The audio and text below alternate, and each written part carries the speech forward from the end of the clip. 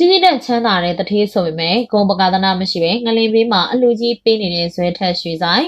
နိုင်ငံကျော်ဇွဲထက်ရွှေဆိုင်ကတော့ကြီးကြီးတဲ့ချမ်းသာပေမဲ့ဂုံပကာသနာမပါဘဲနဲ့ရိုးရှင်းစွာနဲ့ငလင်ဘေးမှာလူတန်းနေလို့လူပြောများနေတာဖြစ်ပါတယ်။မြန်မာနိုင်ငံမှာအောင်မြင်ကြော်ကြားပြီးတော့ချမ်းသာကြွယ်ဝတဲ့ရွှေဆိုင်ပိုင်ရှင်တွေအများကြီးရှိပါတယ်။တချို့သောရွှေဆိုင်တထေးတွေဆိုရင်တခြားတာမန်လူတွေနဲ့မတူဘဲနဲ့ရွှေလီပန်းနဲ့သာထမင်းစားကြတာပါ။ဒါပေမဲ့လည်းဒီလိုဂုံပကာသနာမောက်သူတွေထဲမှာဇွဲထက်ရွှေဆိုင်မပါဝင်ခဲ့ပါဘူး။နိုင်ငံကျော်ဇွဲထက်ရွှေဆိုင်ကိုလာရှုံမျိုးကရွှေဆိုင်ပိုင်ရှင်ဦးဆန်းဝင်းဒေါ်ဝင်းမာတို့ကမိသားစုပိုင်ရွှေဆိုင်ဖြစ်နေ2003ခုနှစ်မှာစတင်ဖွင့်လှစ်ခဲ့တာဖြစ်တယ်လို့ဆိုပါတယ်။ဒီလိုနိုင်ငံကျော်ဇွဲထက်ရွှေဆိုင်ဟာခုလိုမြန်မာနိုင်ငံလုံးတဘာဝဘေးရန်တွေကြောက်ရွံ့နေချိန်မှာလက်ပိုက်ကြည့်မနေခဲ့ပါဘူး။ဇွဲထက်ရွှေဆိုင်ဆိုတာကတော့မြန်မာနိုင်ငံရဲ့ထိပ်တန်းရွှေဆိုင်ကြီးတွေအများကြီးတွေကမှတစ်ခုလို့ဆိုရမှာဖြစ်တယ်လို့စိတ်ထားကောင်းပြီးတော့အလိုတန်းရရောလို့လည်းနာမည်ကြီးပါတယ်။သူဖြစ်တော့ခုလက်တော်မှရင်းဆိုင်ကြုံတွေ့ခဲ့ရတဲ့ငလင်ပေးမှာ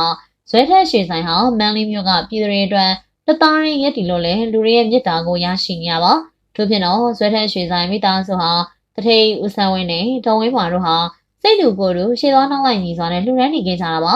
ဇွဲထက်ရတနာရွှေဆိုင်မိသားစုဟာငလင်ဘေးမတိုင်မှာကလေးကဘာသာရေးသာသနာရေးတွေမှာတိုင်ငံလူရန်နေခဲ့တယ်လို့ငလင်ဘေးနောက်ပိုင်းမှာလည်းဝိတာခကျောင်းမိုင်အလားအနာတပိန်တထေးအလားလူရန်နေတာဖြစ်ပါတယ်ခုဆိုရင်ဇွဲထက်ရွှေဆိုင်တထေးပိုင်ရှင်တဲ့ဇနီးဟာသာသနာပြုရည်နေတဲ့ငလင်တိုင်းကြောင့်ပြိုကျပျက်စီးသွားတဲ့မစိုးရင်တိုက်တဲ့ဖုံးတော်ကြီးကြောင့်ကိုငကုံမူကအတိုင်းမပြတ်မရွေးမဲနဲ့3,000ခွဲအကုန်ကြခံက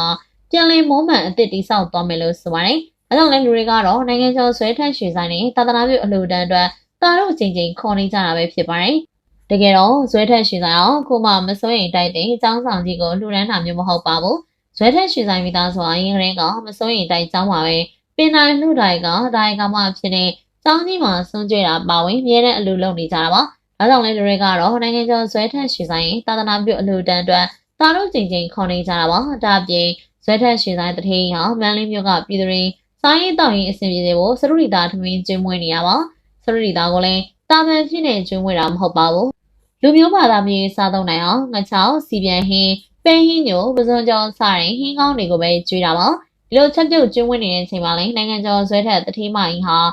တိမ်မောင်တိမ်တန်းချီကချမ်းသာပင်ငယ်ဂောပကာသနာမပါပဲငကတ်တောင်မွဲပဲတကယ်ကိုရိုးရှင်းစွာချက်ပြုတ်ကျွေးမွေးနေတာဖြစ်ပါတယ်။ဒါအပြင်သူမတို့ကိုယ်တိုင်လည်းစရိတာတူတူဝင်စားကစားတဲ့အချိန်မှာလည်းစတီးလင်မန်စတီးစွန်းနဲ့ဂောပကာသနာမပါပဲနဲ့စားပြခဲ့တာဖြစ်ပါတယ်။စားတဲ့နေရာမှာလည်းဟန်ပြစားပြတာမျိုးမဟုတ်ပဲတကယ်ကိုမင်းရှိန်စားပြတာကြောင့်လည်းချီးကျူးနေကြတာပါ။ပြည်သက်တွေကလည်းတချို့သောလူတွေကရွှေပကံနဲ့စားရွှေစောနဲ့စားပြီးတော့ဇွဲထက်ရွှေဆိုင်ကငလေးမေးမှာအလူကြီးပေးကဘောအောင်ရိုးရှင်းစွာဖြတ်တန်းနေလို့လူပြောများနေရပါပရိသတ်တွေကရောဒီလိုဂုံပကသနာမပါတဲ့လူကြီးပေးနေတဲ့နိုင်ငံတော်ဇွဲထက်ရွှေဆိုင်ပေါ်မှာမိမိတို့ရဲ့မြင်လေးကိုလည်းမှတ်ချက်ပေးသွားကြပါအောင်ရှင်